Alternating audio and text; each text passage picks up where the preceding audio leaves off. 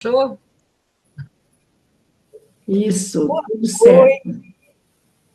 Hoje nós vamos apresentar do livro, continuando o livro Amor, Imbatível Amor, um capítulo novo, chama Doenças da Alma. E o primeiro item, que é mau humor. Nós estamos estudando o livro Amor, Imbatível Amor, que foi escrito pelas mãos de Divaldo Franco, pelo espírito Joana de Ângeles. E aí nós vamos começar. E aí, nessa introdução, que chama Doenças da Alma, Joana vem e nos faz uma grande apresentação que eu acredito que se a gente lesse apenas um capítulo, eu fiquei com essa sensação que se a gente lesse apenas um capítulo, e o capítulo fosse esse, a gente já teria muito tempo para estudar sobre o que ela diz nesse capítulo. Depois vocês me dão a opinião de vocês sobre essa sensação que eu fiquei. E ela começa assim: o ser psicológico é o perfeito reflexo da sua realidade plena. Ou seja, nós refletimos uma realidade, a nossa realidade, a realidade do nosso processo espiritual, do nosso processo evolutivo, através da nossa expressão de ser psicológico, da nossa expressão psicológica, da maneira como nós nos comportamos, da maneira como nós reagimos, da maneira como nós agimos, da maneira como nós sofremos o impacto emocional diário, tudo isso é expressão psicológica. E ela diz que essa expressão é a nossa realidade, ou seja, nós nos refletimos no mundo, na vida, por meio da nossa expressão psicológica. E ela continua dizendo assim: sendo espírito imortal, conduz o seu patrimônio evolutivo. Esse patrimônio evolutivo que é resultado das experiências ancestrais anteriores, das nossas muitas vidas anteriores. E esse patrimônio evolutivo, ele se encarrega de modelar os conteúdos delicados da sua personalidade, elaborando processos de harmonia ou de desequilíbrio, que resultam dos condicionamentos armazenados no psiquismo profundo. Joana, neste parágrafo, ela diz sinteticamente o que é o nosso perispírito. Essa modelagem delicada que imprime a nossa personalidade, que elabora processos de harmonia ou de desequilíbrio, e que, sendo harmonia ou desequilíbrio, resultam os condicionamentos que a gente traz armazenados no psiquismo profundo. Só esse parágrafo dá muito o que pensar, né? A gente, às vezes, nas várias literaturas espíritas que a gente tem, a gente lê sobre o perispírito e lê sobre como o espírito imortal, ele se manifesta, né? Qual é no seu processo evolutivo. E Joana traz isso com essa leveza, com essa síntese que ela coloca nesse parágrafo. Esse parágrafo, ele me lembrou o livro Pensamento e Vida, do Emmanuel, que o primeiro capítulo é sobre a mente. E Emmanuel, eu estou tentando achar o livro aqui, mas não estou achando. Emmanuel diz que a gente reflete, que a mente é um espelho que reflete e capta o reflexo das outras pessoas, dos outros espíritos com os quais a gente interage.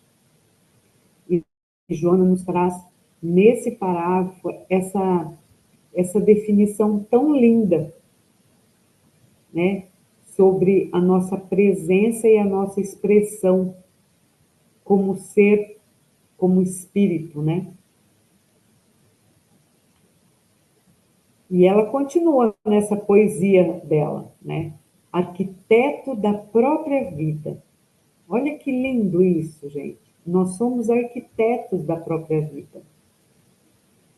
Nós somos arquitetos que em cada realização elaboramos conscientemente ou não, os moldes que nos constituirão mecanismos hábeis para a movimentação dos novos investimentos. O que a Joana está dizendo aqui para a gente? Está dizendo que a gente constitui a modelagem perispiritual, que vai nos dar habilidade para a gente se movimentar nas novas experiências. Todas as vezes que nós nos colocamos numa nova experiência, nós estamos nos modelando, aprendendo, ganhando conteúdo, ganhando habilidades, comportamentos, atitudes para novos investimentos. E ela continua, elaborado pela energia inteligente, que torna quem? O espírito especial no complexo campo das vibrações que se agitam no universo, o direcionamento que resulte da arte e ciência de pensar responderá pela formação das estruturas psicológicas e físicas, psíquicas e orgânicas, com as quais se haverá nos empreendimentos futuros. Então, ela nos chama de arquiteto da própria vida e chama o direcionamento do nosso pensamento como uma arte e ciência de pensar, que forma as estruturas psicológicas e físicas, psíquicas e orgânicas, com as quais nós vamos contar para os nossos empreendimentos futuros. Empreendimentos de vida, né, gente? Então, eu fiquei pensando que a gente deveria, se a gente pudesse estar o tempo todo atentos, que nós somos arquitetos da nossa própria vida e que o direcionamento que resulte da arte e ciência de pensar é aquele com o qual a gente vai poder contar para cada momento, para cada instante, para cada desenvolvimento que a gente for fazer, quanta coisa, quanto mal nós não evitaríamos, né? E eu lembrei dessa frase que há muito tempo atrás eu tive a oportunidade de fazer um estudo com um grupo e essa frase ela era como que um mantra para a gente, né? pense bem, pensar causa. O nosso pensamento causa, o nosso pensamento é vivo, ele forma, ele constitui. Nós somos arquitetos, que temos uma arte, uma ciência de pensar. Isso é Olga, muito bonito. antes de você mudar, deixa eu fazer uma. Nem quero falar. Eu estou pensando aqui. Ela fala assim, elaborado pela inteligência, pela energia inteligente. Achei maravilhoso, assim, né? Essa sutileza, né? Elaborado pela energia inteligente, ou seja, por Deus, né? Que a gente entende como essa energia inteligente, que o Claro, torna mas especial no campo das vibrações, né? Que se agitam no universo. Então, assim, a energia inteligente, né? Que nos cria e nos torna especial nesse lugar onde a gente pode pensar, né? E a sim, partir dessa criação, dessa vibração inteligente, nos dá essa faculdade de pensar para aí nos constituirmos, né? Eu sim. entendi assim essa E frase. é com ela que a gente vai contar para tudo a partir do que a gente for fazer. Ou seja, traz também essa visão de que nós somos um processo vivo, né? Nós estamos acontecendo. Nós somos seres em processo, o tempo todo, cheios de possibilidades para os empreendimentos futuros. Eu, Contando com o quê? Com aquilo que a gente mesmo construiu. Nós não somos os arquitetos da própria vida. Desculpa, alguém ia falar. lembrando aqui que a faculdade de pensar é a maior liberdade que um ser humano tem. É a maior liberdade que um ser humano tem. Porque se a gente não compartilhar o que a gente pensa, é só com a gente e a espiritualidade, só com a gente e Deus, como diz outro, né? Sim, Então, essa é a maior liberdade do ser humano. Então, assim, quando a gente tem essa consciência, né, a arte e a ciência de pensar num sentido favorável ao nosso crescimento, realmente constrói coisas assim fabulosas para nós. Nós construímos para nós mesmos, né? E o inverso, infelizmente, é verdadeiro também. sim. Muitas vezes a gente constrói maravilhosamente. E outras vezes a gente constrói campos em que a gente vive o suplício, o martírio e mesmo aqueles mais profundos medos que a gente tem. É verdade. Bom, vamos Também continuar. gostaria de fazer Pode falar, Murilo. uma Lembrando que eu não participação. enxergo vocês, por isso que vocês me interrompam, por favor. Tá? Eu me lembro do ângulo de visão, principalmente de quem vai nos assistir, né? E que às vezes não tem a profundidade ou a vivência, a experiência que a gente pensa que tem, né? Mas pelo tempo que a gente está aqui junto com vocês, arquiteto da própria vida, mas ela está falando da verdadeira vida. E no dia a dia, a gente olha para quê? Para a conta, para o trabalho, para os boletos, né? Então, nessa reflexão de arquiteto da própria vida, o que eu venho construindo de concreto para a verdadeira vida? E aí, quem olhar a nossa fala pode estar pensando assim, mas isso é abstrato, mas isso é concreto, é o verdadeiro, a concretude, né, da realidade. Que nós estamos de passagem por aqui. né? Nessa viagem, nesse campo que ele é passageiro, mas ao mesmo tempo é aquilo que se trouxe, né? Nós vamos pensar no que a gente está refletindo a todo momento, porque esse pensamento vai se transformar em algo para a nossa eternidade, né? E aí o que é tangível, né? O que é concreto, o que é abstrato.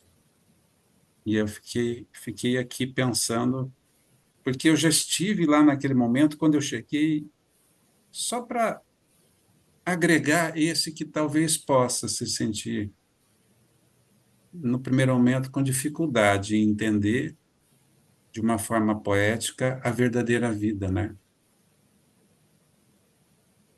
Não sei, E, ficou e isso para mim. mesmo, e mesmo quando eu não estou, mesmo quando eu não estou arquiteto da vida verdadeira, eu estou como arquiteto de uma vida que eu posso perceber, por exemplo, que essa vida que eu estou criando, ela é efêmera. Só que eu só vou me dar conta quando essa essa vida ela começar a ruir nessas bases, né? Então, assim, é isso que Sim, eu acho bonito, que Joana coloca e que a gente olha, né, esse parágrafo dela que ela diz assim, em cada realização, elabora conscientemente ou não, nós podemos estar conscientes que a gente está elaborando ou não os moldes que se lhe constituirão mecanismos hábeis para movimentação em novos investimentos. Então, se eu não constituir mecanismos condizentes com a vida verdadeira, eu posso passar por mais aflições do que as quais eu imagine que eu deva passar, ou me deparar com elas. Então, tudo depende do quanto eu estou construindo para essa vida verdadeira.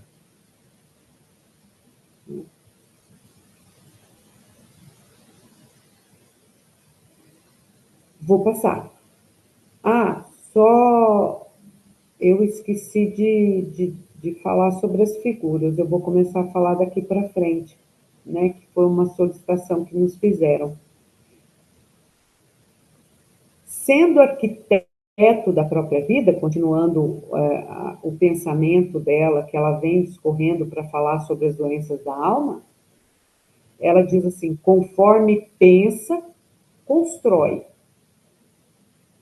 Os delicados e sutis implementos que se transformarão em força atuante no mundo das formas, ao mesmo tempo que exterioriza ondas específicas que se imprimem nos painéis mentais, aí esculpindo os processos psíquicos que comandarão as futuras atividades.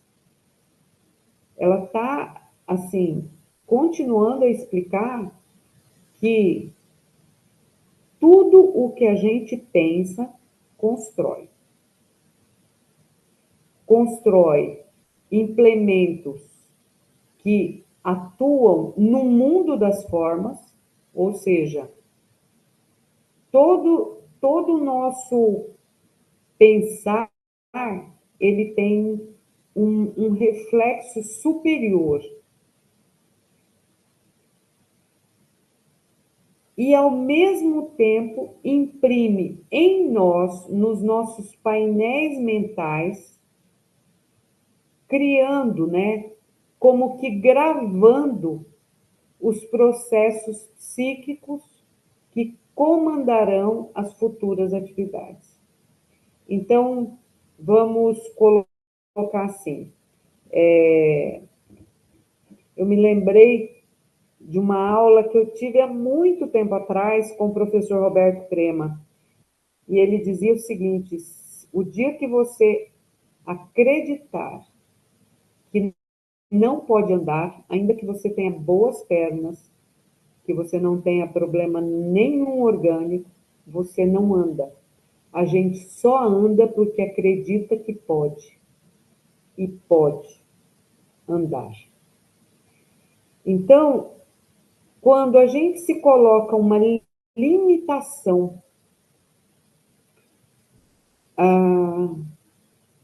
que é forte, como, por exemplo, eu não consigo, eu não vou poder sair disso, ou eu não tenho forças, ou eu não suporto. Esse processo, ele também se imprime não só no mundo das formas, mas também nos nossos processos psíquicos. Eu não mereço viver bem, porque o mundo está muito difícil. Eu não posso fazer isso, ou eu não sou merecedor do amor de Deus, porque eu tenho processos de culpas. E a gente sabe que muitas das patologias, e Joana vai explicar agora mais aí na frente, elas estão como que gravadas com muita frequência nos nossos painéis mentais e que vão criando os processos patológicos que a gente vive. Alguém quer contribuir alguma coisa nesse slide? Esse slide ele tem uma figura de um homem ou de um ser humano, né? Como que bem diáfano, assim, bem como se fosse um ser espiritual que se projeta para todos os lados, como se fossem raios de luz, assim, mais ou menos. Eu queria falar um pouquinho também. Pode falar. Boa noite, pessoal. Boa noite. Eu fiquei pensando numa frase que a Joana fala, e aí que a gente começa a juntar as peças, né? Quando ela fala assim, nós somos herdeiros de nós mesmos, né? Sim. Então, o que é herança, herdado, né? Essa palavra, né? É como que a gente recebe algo, né? De alguém, uma herança, né? Agora, quando ela fala assim, nós somos herdeiros de nós mesmos, é justamente porque somos nós que construímos tudo, né? Então, a gente só vai herdar para o futuro a construção que a gente está fazendo hoje. Então, hoje nós somos a herança do passado, né? Então, o que nós somos hoje foi o que nós construímos lá atrás. Então, essa experiência que a gente está vivendo agora, desse despertar de ciência, de entender que essa elaboração que a gente faz, da vida que a gente está vivenciando, das experiências que está tendo hoje, dessa ampliação da nossa consciência, como o Murilo trouxe, né? Tudo bem que a gente vive no concreto, né? Mas é aqui que a gente precisa colocar em prática aquilo que a gente disse e aprendeu, ou não. Sim. E hoje a gente está construindo o nosso futuro. Então, por isso que o Emmanuel também fala muito, né, nas mensagens dele, para a gente cuidar do nosso pensamento, para a gente cuidar daquilo que a gente projeta para o futuro, porque vai acontecer realmente. Tudo que a gente pensar, tudo que a gente idealizar, desejar com força, com vontade, com determinação, vai se realizar. É o nosso futuro, né? Que a gente está construindo agora. Então, olha o quanto que é importante, né? O que que nós estamos construindo para nós, né? Acho que isso que ficou para mim. Sim, isso mesmo. O que que eu estou Obrigada semeando pela para lembrança. poder dar lá no futuro, lá na frente, né? Obrigada pela lembrança. Nada, meu Deus. Opa, opa, que passou dois aqui, peraí.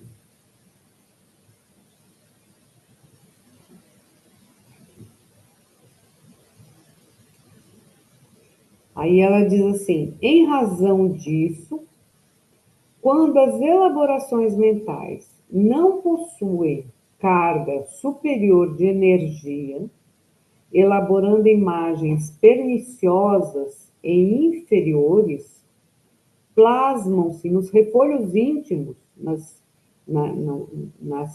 folhas, nas, nas camadas mais íntimas, as estruturas que irão delinear a conduta, ensejando harmonia, ou seja, precisando de harmonia, ou abrindo espaço para a instalação de psicopatologias variadas que se imprimirão nas engrenagens do conglomerado genético definidor, de certo modo, graças ao perispírito, que será da futura estrutura do indivíduo.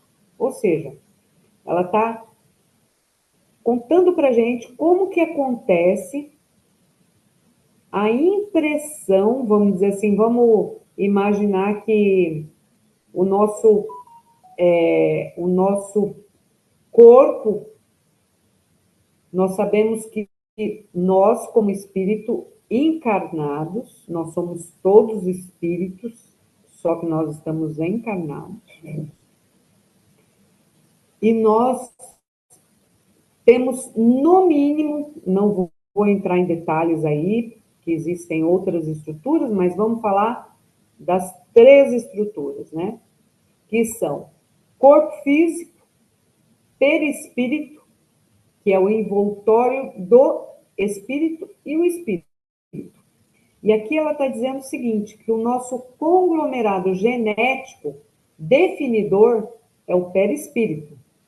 E ele tem uma função, além de ser o envoltório do espírito quando nós estamos desencarnados, quando encarnados, ele traz o conglomerado de todas as nossas experiências anteriores. E que esse conglomerado das nossas experiências anteriores definem o conglomerado genético do nosso corpo. Nós sabemos também, pelos estudos, que muitas vezes nós estamos privados, ou seja, não privados, nós estamos como que num indulto de não termos todos os defeitos genéticos na mesma encarnação, porque eu acho que a gente não ia dar conta. Então, existe o planejamento reencarnatório, e que é uma espécie de uma negociação que ocorre, né? Quando a gente vai reencarnar, que a gente estabelece um plano, né? Hoje o Murilo, na prece, disse assim, que a gente possa estar juntos para o que viemos fazer, né? Como missão espiritual, né? Então, o nosso planejamento reencarnatório, ele leva em consideração as nossas experiências anteriores, nosso conglomerado de investimentos anteriores que a gente já desenvolveu, aquilo que a gente já imprimiu no nosso conglomerado perispiritual. E dependendo da missão para a qual a gente vem, a gente traz algumas,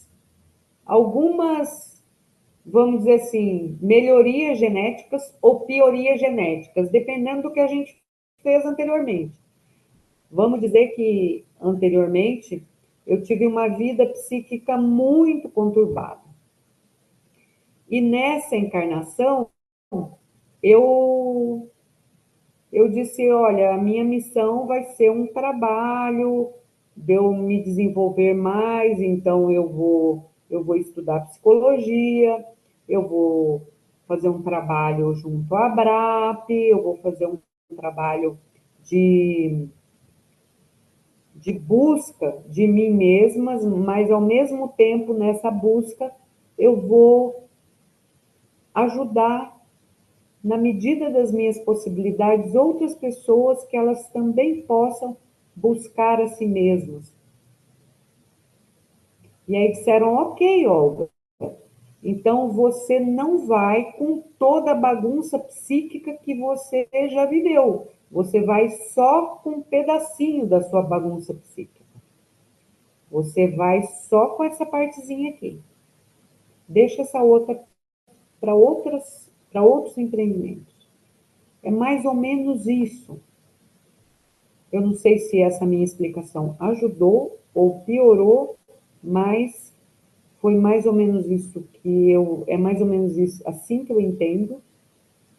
E se alguém tiver alguma coisa mais para colaborar que possa, a gente não pode se aprofundar em tudo que Joana fala, porque ela é maravilhosa, né? Eu digo para vocês, se a gente ficasse só nesse capítulo umas 4 aulas, ia ser pouco. E ela continua falando assim: as enfermidades da alma, portanto, procedem de condutas atuais como de anteriores, a que se permitiu o espírito. Ou seja, eu me permiti as enfermidades da alma que eu tenho, tanto nesta encarnação, quanto nas anteriores. Eu me permito as enfermidades da alma, desta vida, desta encarnação, desta jornada, desta semana, deste mês, deste dia, assim como das minhas encarnações anteriores. E essas enfermidades, elas engendram, né, as emanações morbíficas, que ora, morbíficas é de mórbido, né, de adoecido, que ora se convertem em distúrbio de natureza complexa e que passam a exigir terapia conveniente com cuidadosa. Ou seja, se eu tenho emanações doentias no meu psiquismo, eu preciso cuidar delas. Com o quê? Com terapia convenientes a ela e cuidadosa na mesma proporção.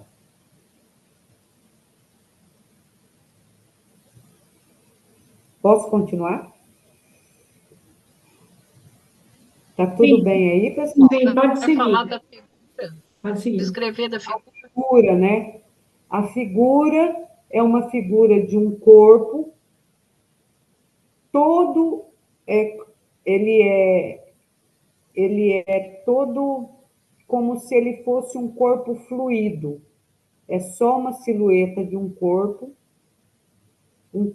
fluido, como se a energia desse corpo ela fosse bem esmaecida, ela saísse do próprio corpo e também recebesse energia de fora do ambiente. E ela continua. Aí lembrou o que a Marina falou. O ser jamais se evade de si mesmo, do eu interior. Ou seja, eu vou ser o tempo todo eu mesma, o meu eu interior. Eu não consigo me evadir de mim. Eu posso perder o corpo físico, agora eu sou um espírito. Meu corpo físico é uma roupa que eu estou usando neste planeta. Eu não consigo me evadir de mim, me largar em qualquer outro lugar, né? Aí cai por terra também, né, Olga, a ideia que a gente é injustiçado, que a gente é, que Deus castiga, aquelas ideias, né, que a gente, muitos anos, muito tempo a gente cristalizou dentro de nós, né? Vamos se libertando dessas questões, porque a gente vai vendo que o único responsável por nós somos nós mesmos, né? A gente, nós somos espíritos que gozam de uma capacidade de escolha, né? Eu digo uma capacidade porque nós temos a capacidade de escolher, mas muitas vezes nós não temos as informações completas sobre a nossa escolha, né? A gente escolhe a não consequência, vamos dizer assim. A gente escolhe não sofrer uma consequência. A gente vai, às vezes, pelo que é mais fácil, porque a gente não quer a consequência do nosso ato, né? Então, aí a gente tem a... Eu me lembrei agora do livro do Viktor Frankl, que ele fala, né, no livro dele, O Homem em Busca de Sentido, né? Viktor Frankl é bastante mencionado também por Joana de Ângeles, que ele diz que o ser humano ele tem a capacidade de escolha. Às vezes ele não tem a capacidade de escolha do que ele vai passar, mas ele tem a capacidade de escolha de como ele vai suportar aquela situação, aquele evento, aquilo que acontece com ela, né? E aqui, Joana de Ângeles, ela traz uma informação sobre essa realidade espiritual, né?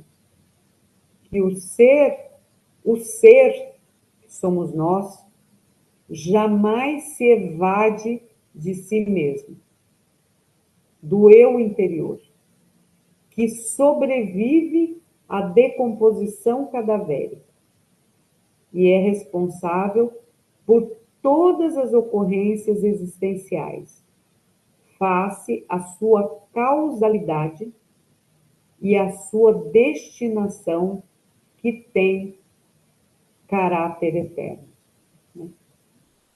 Então, nós somos seres eternos e somos responsáveis, o nosso eu interior, aquilo que nós somos como espírito, somos responsáveis por todas as ocorrências existenciais. Assim sendo, e aí ela traz uma visão, né, desse mecanicismo, do materialismo, é totalmente decepcionante uma análise do indivíduo somente sob o ponto de vista orgânico, por mais respeitável que seja a escola de pensamento que se atém a esse estudo. A hereditariedade e os implementos psicossociais, socioeconômicos, os fatores perinatais e outros são insuficientes para abarcar a realidade do ser humano em toda a sua complexidade. Então, essa visão do ser eterno, né? Do ser imortal, do ser espiritual que transcende. E aí ela fala, a alma transcende as emanações neuronais, possuindo uma realidade que resiste à disjunção cerebral. Ou seja, neurologicamente, o homem estando desligado neurologicamente do cérebro, ele ainda, o homem não, o espírito, pode pensar sem os seus equipamentos supersensíveis, embora esses equipamentos supersensíveis não consigam elaborar o pensamento sem a presença do espírito. Felizmente, a antiga presunção organicista vem cedendo lugar às concepções mais compatíveis com a realidade, deixando à margem a imposição acadêmica ancestral para firmar no testemunho dos fatos inequívocos da experimentação contemporânea. Nessa investigação séria e nobre, em torno do ser tridimensional espírito, perispírito e matéria, se pode encontrar a psicogênese das enfermidades da alma, como também defrontar as patogêneses que assinalam a criatura humana no seu transcurso evolutivo. Né? Então, Joana traz aqui, né, que nós hoje já vivemos esta visão tridimensional, que nós, como seres humanos, somos compostos de espírito, perispírito e matéria, segundo a visão espírita. Nós sabemos que existem estudos que falam em diversos corpos, né? E que se pode encontrar psicogênese das enfermidades, ou seja, a origem, a gênese das enfermidades, que elas não são do corpo físico. Assim como defrontar patogêneses, doenças que assinalam a criatura humana no seu transcurso evolutivo.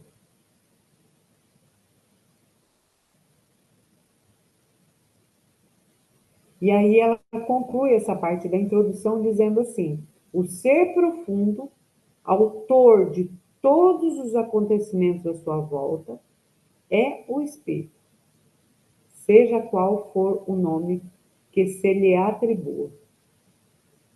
Né? Então ela afirma, né? O ser profundo é o espírito, não importa que nome você dê para ele.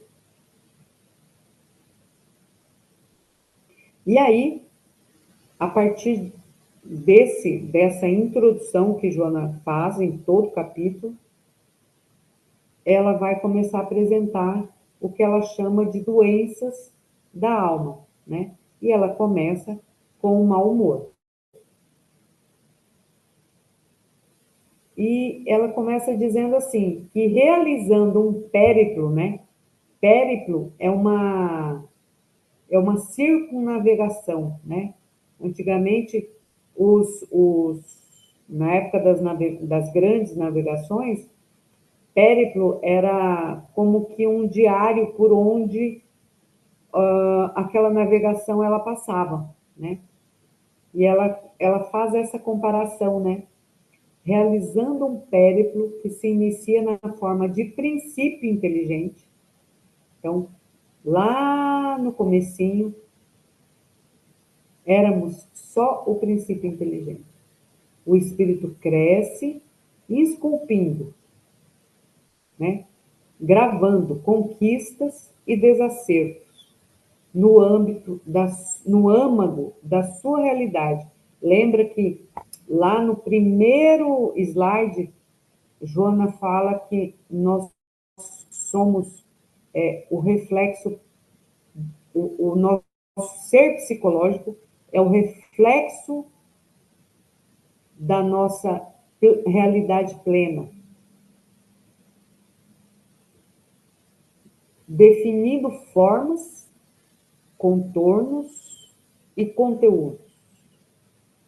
formas no nosso conglomerado genético, né? Contornos e conteúdos no nosso conglomerado psíquico, à medida em que avançamos na esteira multifária, multiespécie de evolução. E aí a gente traz essa imagem, né, das espécies que elas vão numa cadeia de DNA se apresentando, e lá na pontinha a gente tem o homem.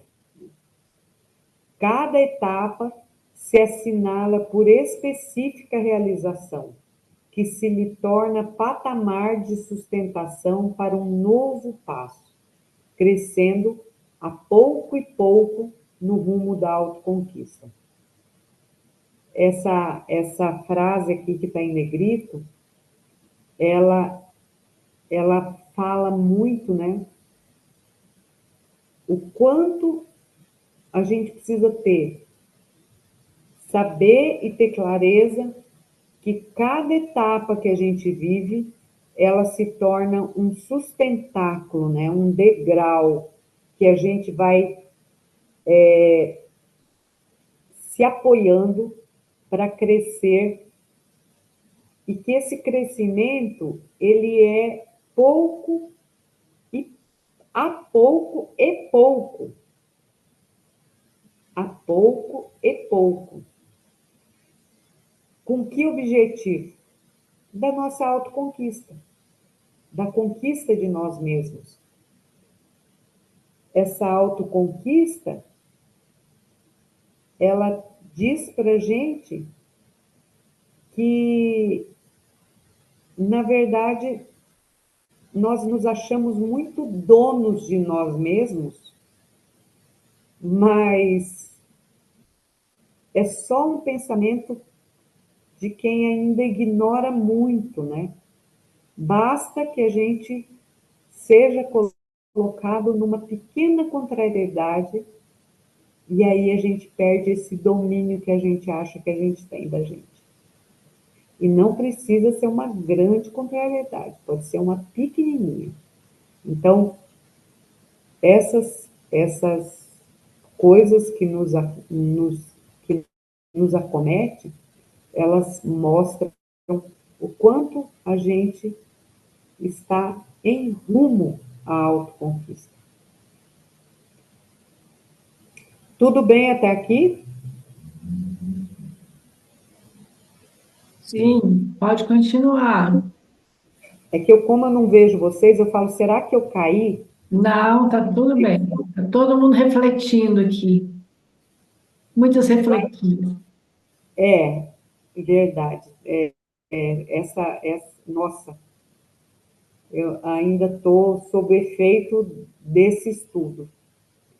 O desenvolvimento psicológico ocorre lentamente, plasmando-se através das experiências que se desabrocham as potências adormecidas e que são elementos constitutivos da realidade transcendental. Aqui ela nos dá uma notícia maravilhosa, né? Que tudo que a gente tem de potência como espírito está em nós. E que esse desabrochar dessas potências adormecidas, elas ocorrem à medida em que a gente vai se desenvolvendo psicologicamente. É muito bonito isso, porque Joana aqui nos conta algo que a gente já deveria saber, que aquele princípio inteligente que a gente falou alguns slides atrás, e que o que nos torna semelhantes a Deus, que é que é a nossa centelha divina, está em nós o tempo todo. Está dormindo, está adormecido, está anestesiado, está abafado, está tampado. Dependendo do nosso estado psicológico, dependendo do nosso estágio psicológico, está profundamente adormecido, mas está em nós. De acordo com a iluminação e o discernimento conseguido, nós vamos adquirindo consciência de culpa em decorrência dos atos que nós praticamos, porque nós não nos demos conta do quanto nós temos uma realidade transcendental e que nós temos toda a potencialidade de seres divinos que nós somos.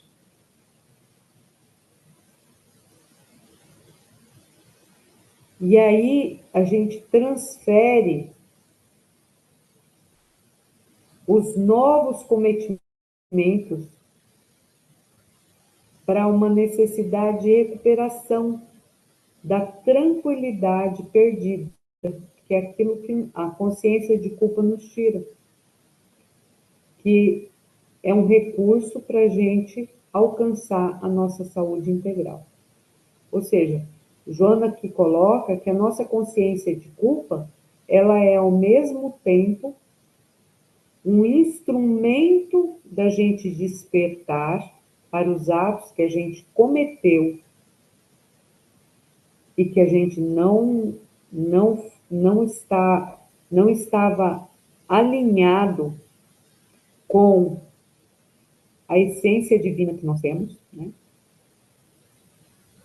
Lembrando que mal é o afastamento do bem, né? E que com essa experiência que a gente ganhou uma consciência de culpa, a gente também ganha experiência para que a gente, em novos atos, em novos cometimentos, como ela diz assim, a gente precisa recuperar a tranquilidade que a gente perdeu. De que forma que a gente fazendo isso? Por meio da reparação. Que a gente vai alcançar um recurso hábil para a saúde integral, ou seja, para a gente retornar aos níveis, né, de bem-estar espiritual que a gente pode ter. E aí ela continua.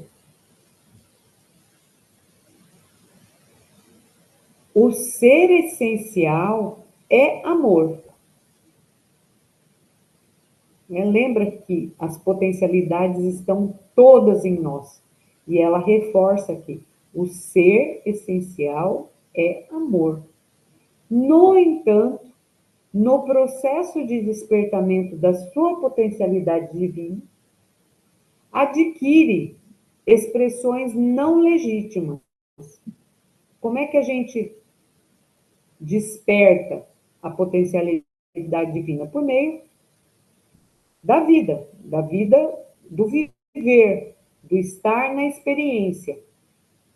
A gente adquire expressões não legítimas que passam a nos atormentar, já que fazem parte do nosso processo de maturação. Como é que é isso? As nossas escolhas. Às vezes, nós escolhemos o caminho mais fácil. Por quê? Porque ele tem uma consequência mais fácil. Imediatamente mais fácil. Mais difícil ao longo do tempo. Então, o processo de amadurecimento é esse exercício da gente estar em escolha, em vida, vivendo. E que, através das negatividades, que são o desamor e as máscaras do ego, se expressam como pseudo-amor. Muitas vezes nós nos expressamos não como o ser essencial de amor que somos. Nós nos expressamos por meio das nossas máscaras de ego, do nosso desamor. Parece amor, mas não é. O pseudo-amor. Face esses mecanismos, com frequência, as insatisfações e os conflitos dão curso a estados desagradáveis de comportamentos, que se podem transformar em enfermidades da alma. Ou em razão de suas raízes profundas no ser, elas podem se exteriorizar como máscaras de ego, do ego, como negatividades decorrente dos desequilíbrios da conduta anterior. Aqui ela fala que a gente às vezes vive um círculo vicioso. A gente se desequilibra por causa de uma conduta, imprime isso, funciona através de máscaras, não do amor que somos nós, mas de máscaras que o nosso ego usa. Quando ela fala de ego, ela está falando desse ser, desse instrumento que não é o ser essencial, que o Jung fala das personas que a gente assume, e Joana aqui está usando a expressão máscaras de ego.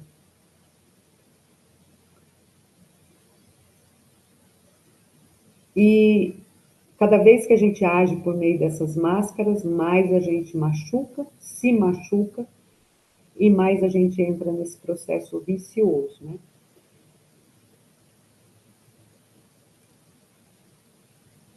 E aí ela fala assim: o mau humor que resulta de distúrbios emocionais profundos ou superficiais se instala de forma sutil, porque a gente se dá conta. A consciência de culpa, ela se instala porque a gente não consegue fazer a reparação. E a gente vai entrando em distúrbios. Cada vez que age com a nossa negatividade, no pseudo-amor, nas máscaras de ego, e passa a constituir o mau humor, porque a gente, humor, eu dei uma pesquisada, humor era os líquidos, né? Na antiga ciência, na antiga medicina, eram os líquidos do corpo. Então, se dizia que uma pessoa estava com mau humor quando ela estava com os líquidos adoecidos. Então, ela se apresentava triste, raivosa, apática, amarga. Então, ela estava com mau humor, né? Os líquidos estavam adoecidos. Então, o mau humor que resulta de distúrbios emocionais profundos ou superficiais se instala de forma sutil. É como o nosso processo evolutivo, é lento também. A instalação das nossas patologias também são lentas, como o nosso processo evolutivo. E passa a constituir uma expressão constante no comportamento do indivíduo. Pode apresentar-se com caráter transitório ou tornar-se crônico, convertendo-se em verdadeira doença, que exige tratamento continuado e de longo prazo. Por trazer matrizes inseridas nos tecidos sutis da realidade espiritual, lembra que a gente conversou que é uma gravação na tela mental, na nossa tela perispiritual, transfere-se do campo psíquico para a organização do corpo. através da hereditariedade. Gente, vocês já pararam para pensar que a gente grava no nosso perispírito e que isso transfere para a nossa hereditariedade, respondendo pela fixação profunda e que muitas vezes nos levam a um processo na nossa encarnação de caráter expiatório. Gente, a gente vai ter que expiar, a gente vai ter que passar por uma reparação na encarnação, por uma gravação constante, que tudo se origina num instrumento de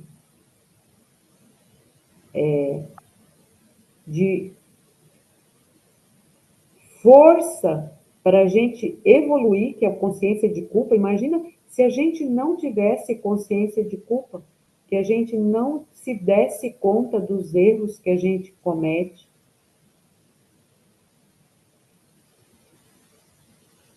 Mas, ao mesmo tempo, por a gente não ter força para a gente fazer a reparação que vem depois, que é o que nos ajuda a buscar a nossa saúde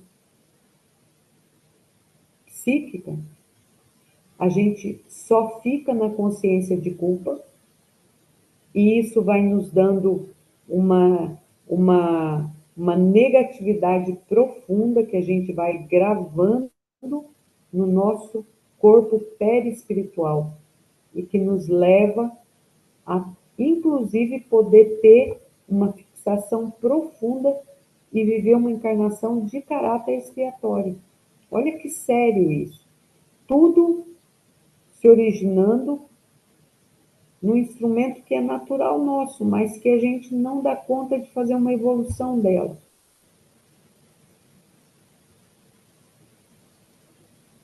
E aí a Joana continua.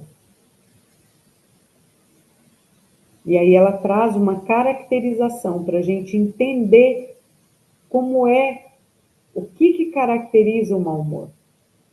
Até agora ela veio trazendo a gente numa introdução, né? O que pode causar, qual é a psicogênese, de onde vem. Aqui ela vai caracterizar.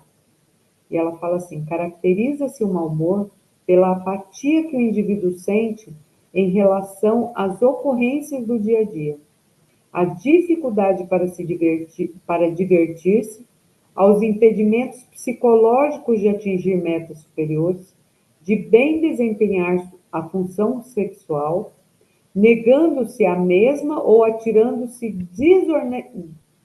desordenadamente na busca de satisfação além do limite, mediante mecanismo de fuga em torno da própria problemática. Torna-se, dessa forma, pessoa solitária, egoísta e amarga. Tais características podem levar a um diagnóstico equivocado de depressão. Porque, na verdade, esse processo pode levar a uma depressão, mas antes de se instalar, ainda não é a depressão. Pode levar a um diagnóstico equivocado de depressão, que se caracteriza por alternância de condutas, enquanto que no estado do humor negativo, a conduta é qual uma linha reta. Aqui ela faz um diagnóstico diferencial entre a depressão e o estado do humor alterado, né? Do mau humor. Vou voltar aqui. Enquanto que no estado de humor negativo, a conduta é qual uma linha reta, desinteressante, sem emoção, permanecendo constante, enquanto que na depressão a mesma desce em fase profunda ou ascende, dependendo do tipo, podendo, no caso, não é no caso da depressão que a gente pode se libertar com relativa facilidade, é no caso do mau humor, né? Podendo libertar-se com relativa facilidade, ou seja, o estado esse estado de humor negativo é possível libertar-se com relativa facilidade. No caso da depressão, já não. Aí, para facilitar, eu trouxe um diagnóstico diferencial aqui entre o mau humor, que já evolui para uma distimia, e a depressão, né? A depressão, ela, ela, ela, ela tem uma fase de observação de 2 semanas, há episódio em outros transtornos, pode haver sazonalidade, e para diagnóstico diferencial são 5 sintomas ou mais, né? Os sintomas são iguais, muito parecidos, né? Não são exatamente iguais, mas muito, muito parecidos. Estado de ânimo depressivo, diminuição do interesse e prazer, perda de peso, também pode ter ganho de peso em depressão, dependendo do caso. Insônia ou hipersônia, agitação e retraso psicomotor, fadiga ou perda de energia, sentimento de inutilidade ou culpabilidade, diminuição da capacidade para pensar ou concentrar-se, pensamentos de morte. A intensidade é muito maior. No caso da distimia, período de observação de 2 meses, não aparecem outros sintomas, não se especifica sazonalidade e são dois sintomas ou mais. Estado de ânimo deprimido, pouco apetite ou alimentação em excesso, pouca energia ou fadiga, insônia e hipersônia, baixa autoestima, fadiga ou perda de energia, falta de concentração e dificuldade para tomar decisões, sentimentos de falta de esperança. A intensidade é menor, né? Lembrando que todo diagnóstico diferencial, ele precisa passar necessariamente por um profissional habilitado, né? A gente não deve se autodiagnosticar por meio de posts, mensagens, porque tem muita informação na internet que ela não está totalmente atualizada. Então, a gente tomar cuidado com essas informações, tá? Aí, Joana vem trazer um alerta para a gente. O oposto, o excesso de humor, também expressa disfunção orgânica, revelando-se em traços de personalidade em forma exagerada de otimismo, que não tem qualquer justificação de conduta normal, ou seja, um otimismo que não tem senso de realidade, já que se torna uma euforia responsável pela alteração do senso da realidade. Perde-se nesse estado o contorno do que é real e passa-se ao exagero, tornando-se irresponsável em relação aos próprios atos, já que tudo entende como de fácil manejo e definição. Em tal situação, quando irrompe a doença, há uma excitação que conduz o paciente às compras, à agitação, à insônia, com dificuldade de concentração. Aqui me lembrou o transtorno bipolar. E eu trouxe também um diagnóstico, não um diagnóstico, mas é uma forma de identificar um pouquinho como o transtorno bipolar ele se apresenta. Esse crédito aqui é do governo do Ceará, o anterior era do Psicologia Online. Esse aqui é do Hospital de Saúde Mental Frota Pinto. Apresenta a fase maníaca e apresenta a fase depressiva, que o transtorno bipolar tem, que é uma fase de euforia e uma fase de depressão. E aí ela fala assim: certamente que um momento de euforia como o outro de mau humor fazem parte do processo de estar saudável, de comportar-se bem, de encontrar em equilíbrio. A permanência num como noutro comportamento ou estado é que denota o desajuste, a disfunção e a desarmonia emocional. Lembrando, gente, que o que caracteriza um ou outro são os excessos, porque é natural que a gente tenha, assim, um um mau humor aqui, uma dificuldade ali, uma não elaboração que a gente faz de algo que nos ocorre. É natural que a gente tenha. Agora, a profundidade ou os picos em que isso se apresenta, os exageros, é que denotam a disfunção. A partir de agora, Joana já começa a nos encaminhar para as terapêuticas. E ela já explica agora, a partir dessa parte do estudo, ela já nos explica os impactos deste processo, né, de mau humor, dessa doença da alma, como ela chama, no ser social, na família, na vida social. Diante de uma pessoa mal-humorada, a primeira ideia que ocorre à família ou aos amigos é de proporcionar-lhe divertimento, mudança de clima psicológico, levando a sorrir, tentando gerar situação agradável ou cômica, que se lhe apresenta, no caso para a pessoa, se apresenta, a pessoa que está com essa disfunção, ela vê como perturbadora e insonsa, já que não consegue biologicamente produzir enzimas propiciadoras de bem-estar. Aqui, Joana também nos alerta que esse estado já está interferindo na nossa na nossa neuroquímica, na nossa biologia. A gente vai vivendo esse estado de tal maneira frequente e continuadamente que a gente vai interferindo na nossa neuroquímica. O distímico, e aqui ela já chama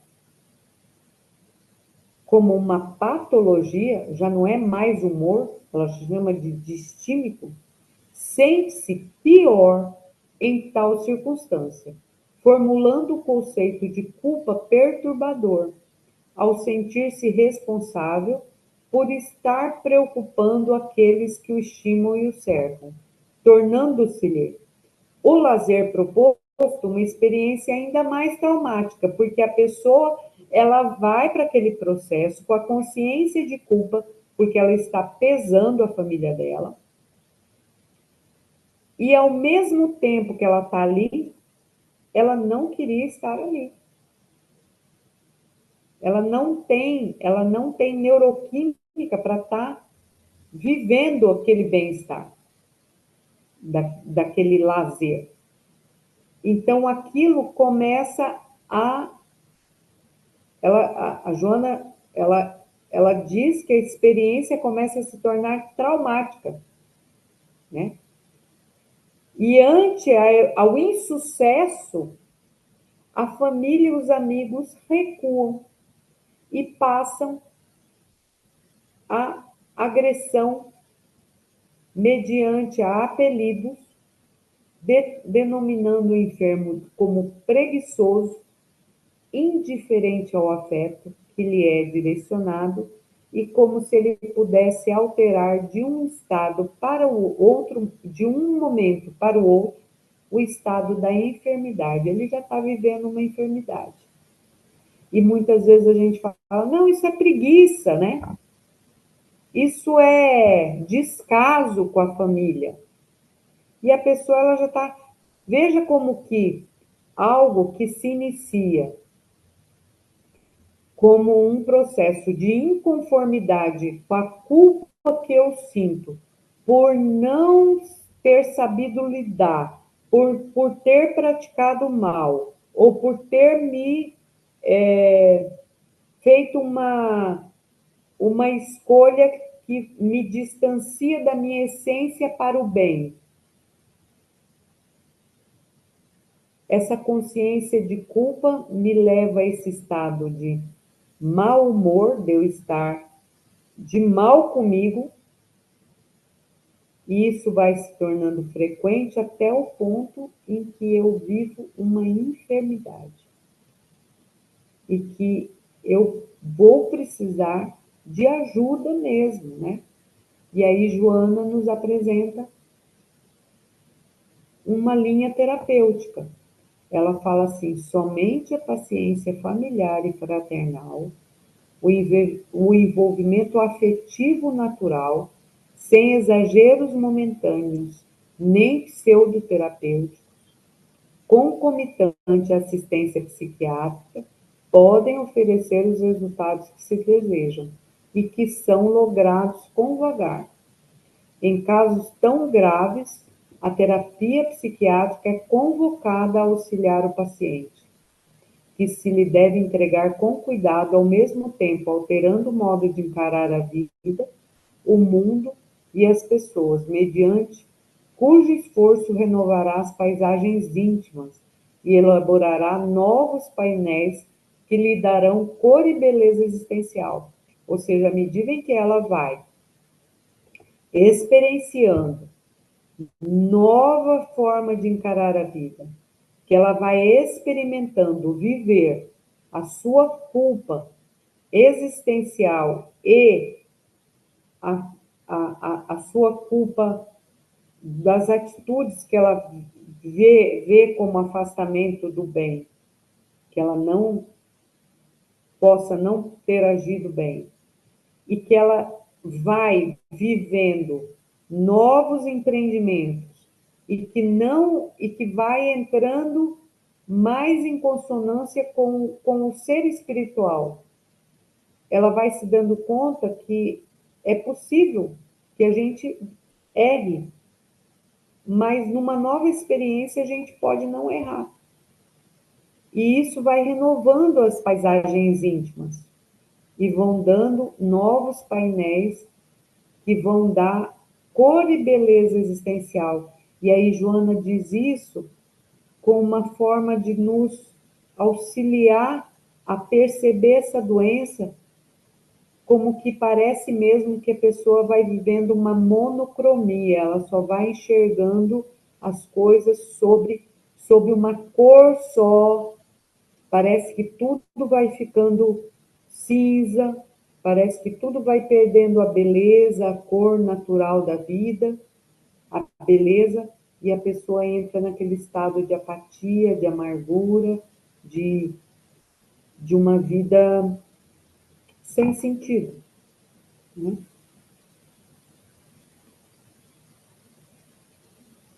A consciência de culpa que ela é íncita no espírito, que é o que nos favorece a, a reparação e a compreensão do nosso retorno ao nosso ser essencial de amor, impõe uma conduta mal-humorada,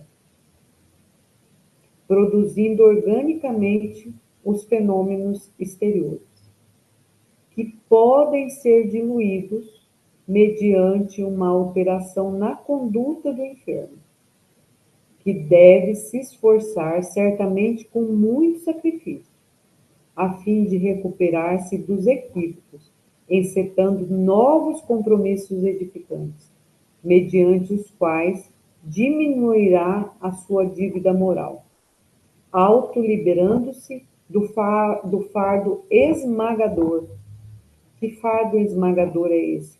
Aquele fardo que carrega pelas culpas do seu afastamento do seu ser de amor, do seu ser essencial. Quantos de nós não carregamos fardos nesta existência que a gente não gostaria de carregar? E nisso,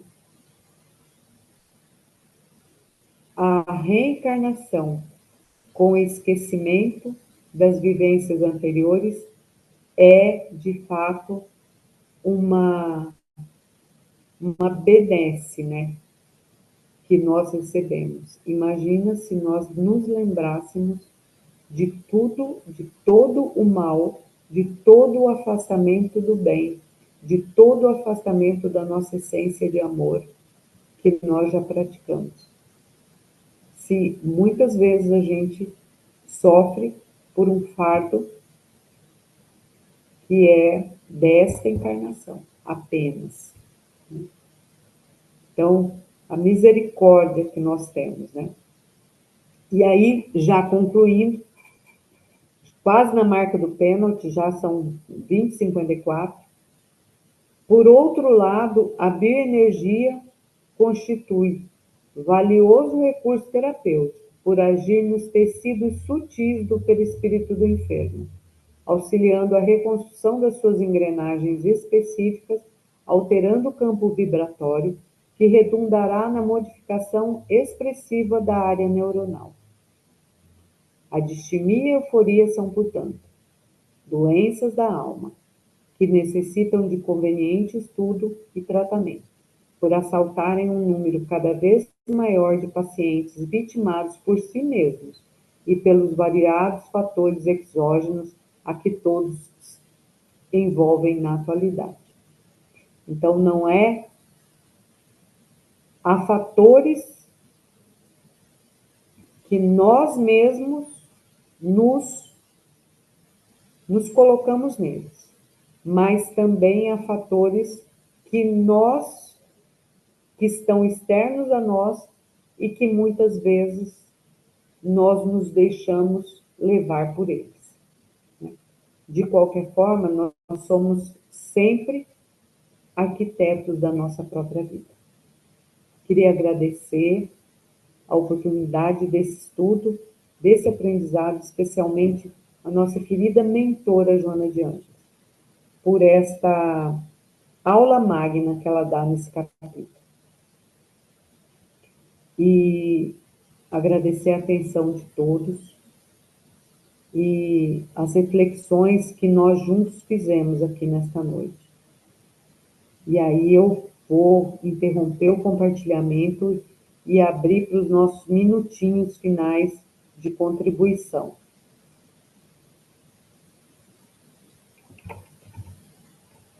Muito bom. Parabéns, foi muito bom. Esse capítulo é muito, muito bom mesmo, maravilhoso. Eu tenho só uma reflexão que ficou aqui para mim, das que eu já comentei antes, né? Eu comentei sobre a liberdade de pensar. Me ficou com a seguinte reflexão, que a consciência de culpa, né? Um dos slides que você trouxe, já é um pouco de progresso espiritual, né? Que antes dessa consciência, nós praticamos atos equivocados,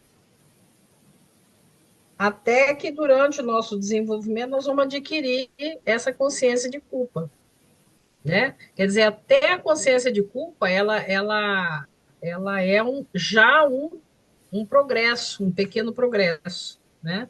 Então, assim, atos equivocados, enquanto não tem consciência de culpa, eles são muito praticados por todos nós seres humanos.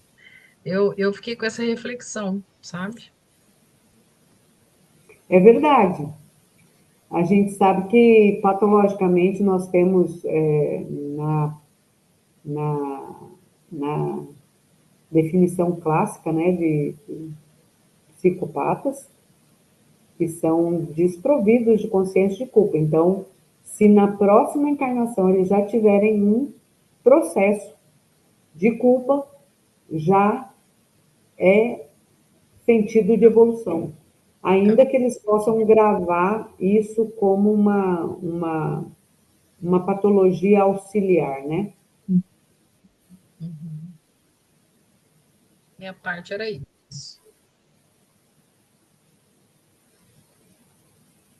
Para mim, ficou assim, um entendimento assim, que é como se a gente quer correr alguns riscos e entra em alguns lugares que às vezes depois a gente não dá conta de sair sozinho mais, né? Então, entro nesse lugar do mau humor, né? Eu começo a praticar algumas coisas que eu acho que dou conta e vou ali e faço, mas chega uma hora que aquilo fica tão impresso na gente que a gente já não consegue mais dar conta sozinho. Aquilo já se torna físico, né? E aí a gente precisa de ajuda mesmo, né? Ou do psiquiatra, de um remedinho, ou, né? Ela fala do recurso da energia no final, que são os passes, né? Passes energéticos ou passes de reiki, né? Que também vai contribuir para que essa pessoa mude essa energia que ela está, e aí, a partir disso, a vontade dela predomine, né? Porque às vezes ela está tão rebaixada que ela já, até a vontade dela já não predomina mais ali naquele lugar, né? Então, aí precisa ter esses auxílios, mas que começa sempre esse nosso desejo de estar, né, é, fazendo alguma coisinha ali que a gente, na nossa consciência, a gente já sabe que não deveria, mas a gente acaba fazendo. Sim.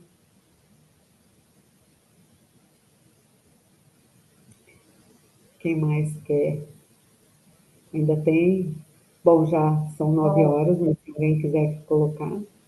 Olga, eu vou falar bem rapidinho, assim, para não tomar muito tempo também, mas eu foquei mais no final ali da terapêutica, né? E fiquei pensando o quanto que é importante a relação familiar e a relação com as pessoas que estão à nossa volta. Mas aí eu fiquei pensando no outro lado, não o lado da pessoa mal-humorada, o lado do familiar que vai precisar exercitar a empatia, a paciência e muitas outras coisas que foram acordadas antes da encarnação, né? Que a gente tem que pensar nesse lado também da espiritualidade e tudo mais, que a gente não sabe, os ajustes que estão sendo feitos ali naquele grupo, tanto familiar quanto de amigos, de trabalho, que seja, e o grupo social, né? Então, eu achei interessante isso, porque realmente é muito difícil para a família. E a família não sabe em que pé está. Se o familiar é a pessoa, a doente, digamos assim, se ela é depressiva, eles não, né? O público em geral, o público leigo, não tem esse conhecimento que ela nos passou aí. Então, precisa muito, muito, muito de paciência, de empatia e desse laço aí que vai existir, né, entre ambas as partes. Então, eu fiquei mais focada nisso, embora o conteúdo é maravilhoso, sim, é muito explicativo, muito, assim, rico, né, de informações. É É, isso. e os É verdade. familiares têm a responsabilidade do encaminhamento para os tratamentos, né? Para diagnóstico e tratamento. Porque às É, vezes a pessoa, ela sozinha, ela não tem consciência. e Ela, muitas vezes a família, ela fala assim, ah, é o jeito dele, né? A pessoa Uhum, mas, fala que é, e aquilo, a pessoa vai convivendo com aquela enfermidade, na verdade, e não busca ajuda, né? Eu acho que hoje em dia existem, né, possibilidades de se buscar ajuda, né? Hoje já se vê, né, o mau humor, já tem até nome, né, dessa patologia quando ela chama distimia, né? sim, Já não é mais, a pessoa não é só um comportamento ali ocasional, aquilo perdura, né? sim.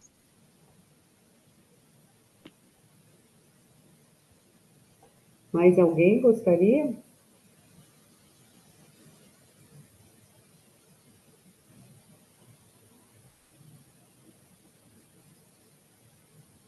Só quero dar um oi para vocês.